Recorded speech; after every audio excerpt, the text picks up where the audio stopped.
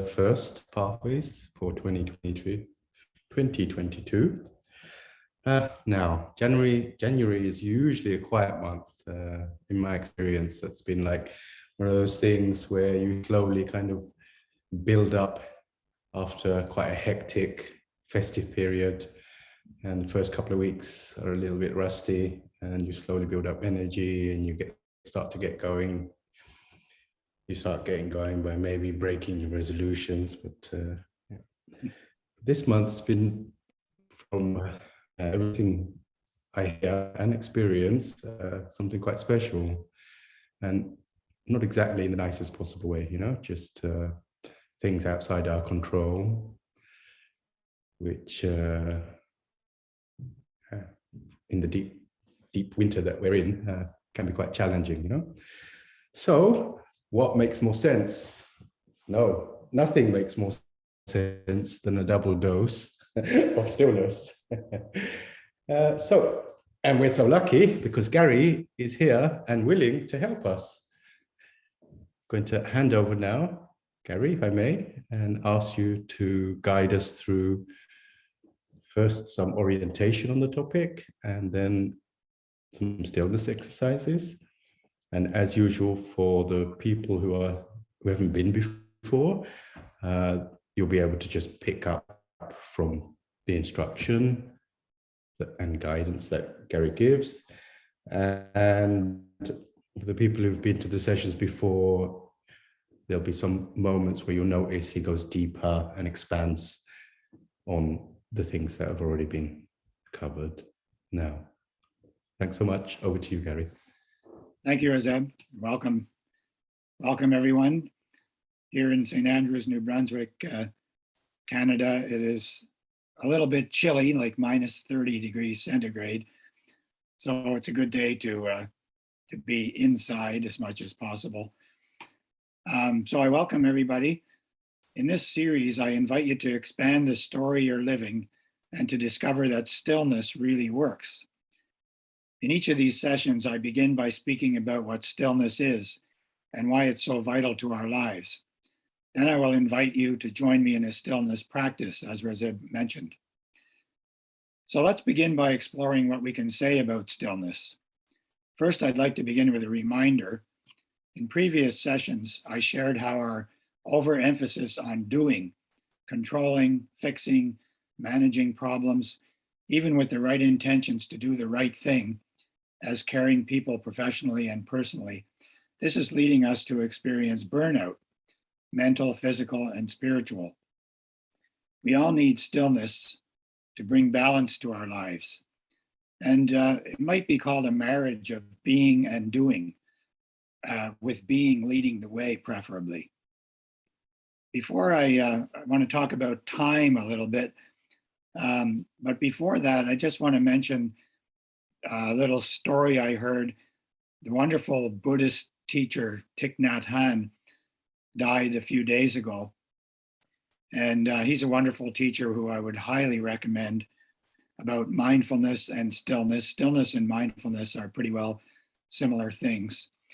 And he's told this little story. I was listening to one of his talks, and he said, think about your suffering as a rock. And you drop a rock into a stream, it sinks to the bottom and stays there. So that's our suffering. But if you take a boat, you can put a whole bunch of rocks in a boat and they'll simply float downstream. And he's saying that, again, the rocks are our suffering and the boat is mindfulness or stillness. So the idea is that the suffering may not go away, but it can float down the stream with everything else in our lives. I think that's a really nice metaphor. Now I'd like to read a little bit from chapter 4 in my book, Pathways to Stillness, Reflect, Release, Renew. And this chapter is called Time is Not What You Think. You may take it for granted that time is one thing, which is a line that goes in one direction from past to present to future. But if you look more closely, you may see that this is only one kind of time. And in fact, in a way, there is no time. Also, the way you live time is very closely related to your experiences, to your own life story. It is true that you need to respect and understand time as it appears on a clock or a calendar. That is outer or clock time. Many aspects of your life are influenced by outer aging, what we call outer aging and clock time. Daily life, depending on what age you are, voting age, work and retirement issues, being able to have a drink legally, being eligible for discounts if you're in my phase of life, and so on. However, when it comes to many other age-related matters, an interesting question to ask yourself is, how old would you be if you did not know how old you are? The question is about inner time and aging. You can read more about this in my book. Again, we experience different kinds of time. The only form of time that really exists is the present moment. Clock time is a human creation. You may notice that there are many times that you experience when there is no past or future. For example, when you have a romantic encounter and the minutes seem to go by timelessly. Or when you're waiting for the result of a test from the doctor, time seems to take forever. These days, probably a good example of that are COVID tests, which we're all very familiar with. Time is different when you're in nature, playing a musical instrument, or engaged in other meditative or creative activities. Researchers have found other examples. When people are asked to tell their life stories, they often say, "Where shall I begin?" The researcher says, "Begin wherever you want." Very often a person will start with a major life event, such as a marriage, birth of a child, or death of a spouse. This means that you experience time not only in a straight line, but on the basis of what is meaningful to you. Other researchers have found that those whom gerontologists call the oldest old group, 85 plus, often feel that they live in a timeless present. What these examples show is that you do experience more than clock time. The next step is to realize that it's possible to make more time for present moment times in your life. Stillness is found in the present moment when your monkey mind is not running the show. By exploring your pathways and finding ways to relax into stillness, such as by doing the movements I will share with you in a few moments, you can experience more peace, and you can then be more flexible and creative in dealing with your clock time story. Your past and your future can be given new meaning in the present moment. In the previous sessions, I've been introducing humor as a very effective pathway to stillness. You may notice that a good joke or even a lame joke stops your monkey mind and brings you to the present moment where stillness resides. We laugh before we think. Speaking of jokes, have you heard the one about the Dalai Lama? You know who the Dalai Lama is, right? The Dalai Lama went to a hot dog stand and asked, "Could you make me one with everything?" Or another good joke is, "I am reading an anti-gravity book. I can't put it down." At this point, I'd like to introduce and ask you to invite you to join me in a stillness practice based on Tai Chi. We need to keep it simple, so speaking for myself, I'll be more likely to practice the movements. It's important to have no expectations from this practice, as that is more doing rather than being. Stillness comes and goes. Also, you do not need to get it right. There's nothing to achieve. Just be with it and relax. If you don't have any time, then start with stealing 2 minutes or 5 minutes for yourself. It's best to practice for a short period of time more often, but do whatever works for you. You may try one, or I'm going to show you 3 movements today, 2 we've done before and 1 new one. And you just do whatever works for you between this and the next session. You don't want to create more stress in your life. Again, Buddhist teacher Thich Nhat Hanh recommends that if you really have no time, you should practice twice. This is because you may think that you're doing nothing and wasting your time, but paradoxically, you relax and you find you can do more with less energy and more focus. I found that often in my life over the years of practice, that I can really get quite focused and get a lot more done than I used to in a short period of time. In these sessions that have preceded this one and in the following ones, we repeat these movements and provide you with additional guidelines. If you follow the series, you'll deepen your understanding of the practice, but you won't lose out if you are here for the first time. You may practice the movements from either a standing or a seated position. They work from both positions. So if you give me a moment, I'm going to move my chair and then I'm going to invite you to do the movements.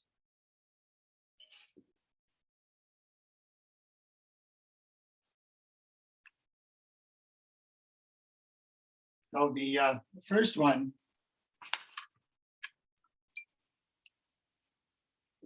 we're going to do is called Wu Qi. It's also could be called a standing meditation position or a seated meditation position if you're seated. We'll start with just a little bit of breathing. So I'd invite you to put one thumb in your navel, and then the hand, of course, is there, and then cover the other hand.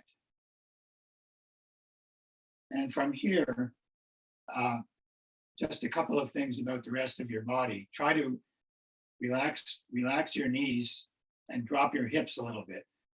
The reason for that is that you want to feel the tension in your thighs, not in your back. You should never have back problems doing Tai Chi. So just that, and then put your tongue lightly at the roof of your mouth. And just relax and try to, when you're breathing in, just gently press below the navel and try to draw the breath in. A deep breath, but comfortably deep breath. And as you breathe out, let your stomach expand. Breathing in, press in underneath. Breath, and let the breath out and relax. Let your stomach expand. A couple more.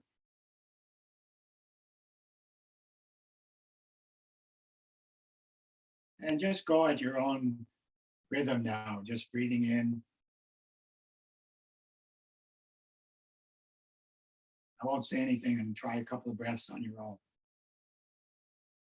You can have your eyes open or closed, by the way.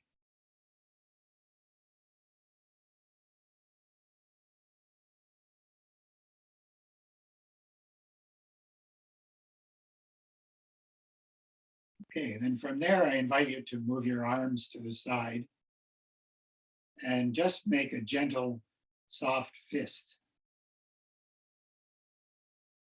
And from here, we don't have our hands below the navel, but picture your breath coming in and out from below the navel.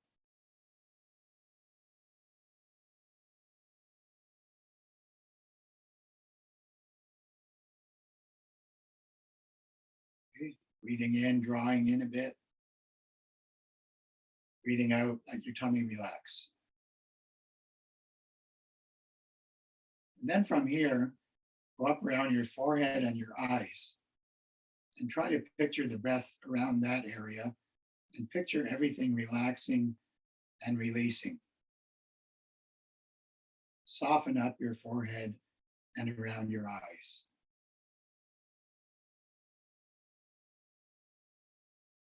As your breath's coming in and out.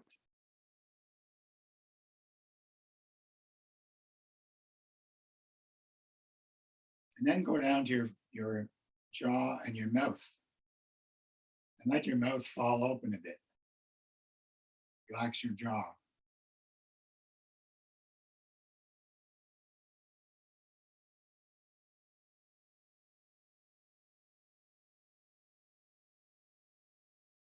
And just picturing the breath coming in and out of that area, and relax, soften everything in that area.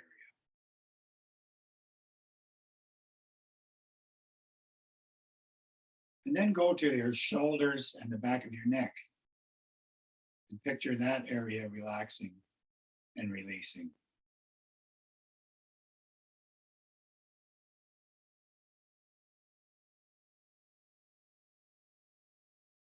So again, using your mind as a stillness practice to soften up and breathe. Put your attention gently in the back of your neck and around your shoulders.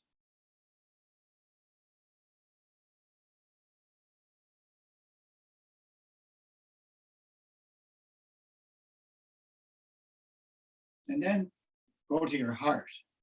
And if you like, you can actually place one hand in your heart area. Usually use it's not quite over your heart, it's in the center of your body, but at the level of your heart. Again, putting your breath into that area and breathing in and relax as you breathe out.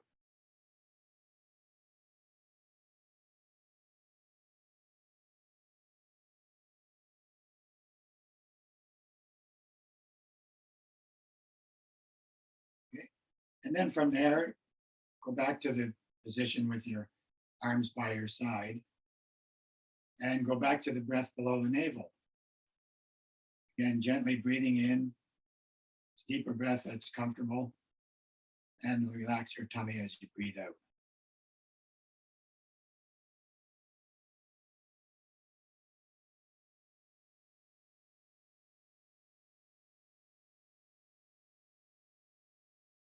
Okay, very good.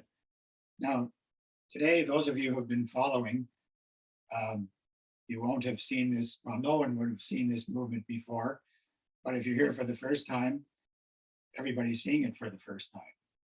So this one is called Wave Your Hands Like a Cloud.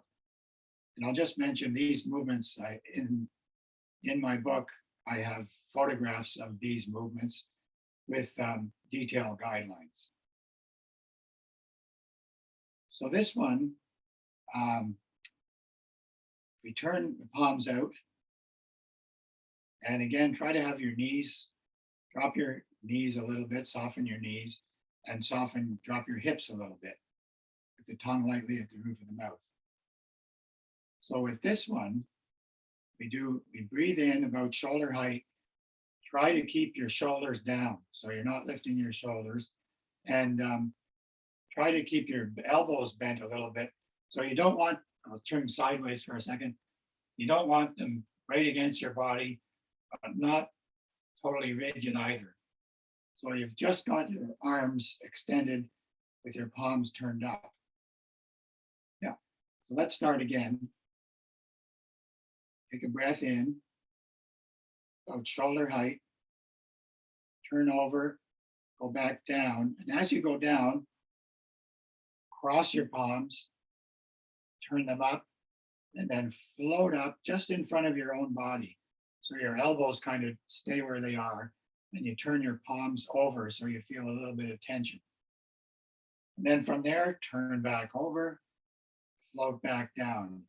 You can do that 3 times. So you cross, palms up, let your arms, picture them floating up on their own, nice and soft. Turn over, back down again. Cross, turn over, float up. Back over and down. And on the 4th one, you take a nice breath and then come down to your side. Okay, we'll do that again. So the idea when you're up here is to keep your elbows not touching your body out a little bit, but not out here either. So you're going to feel a little bit of tension as you turn your palms out and then you turn back over. Don't worry, these will be repeated at different future sessions, and just follow the best you can. So float up, nice breath, turn over, float back down. As you go down, before your arms straighten out completely, cross, palms up, opened up. And then over, back down again. You can use your mind with these movements and just picture your mind lifting your arms, floating up and down. Third one, float up, turn over, float back down. And the fourth one, a nice breath. And back down to the side.